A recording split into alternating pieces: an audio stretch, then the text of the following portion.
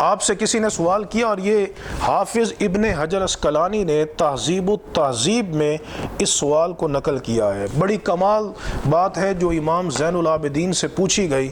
کسی نے پوچھا کہ کیف کانت منزلۃ ابی بکر و عمر من رسول اللہ صلی اللہ تعالی علیہ وسلم، کہ نبی کریم علیہ السلام کی بارگاہ میں حضرات شیخین کا کیا مقام تھا، حضرت ابو بکر صدیق کا، حضرت عمر فاروق کا کیا مقام و مرتبہ تھا۔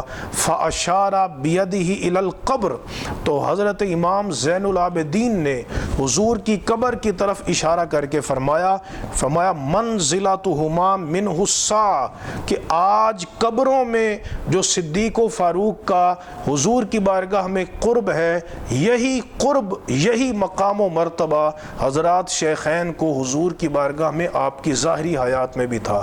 تو پتہ چلا کہ یہ ائمہ اہل بیت یہ حضور نبی کریم علیہ السلام کے صحابہ کا احترام کرنے والے تھے۔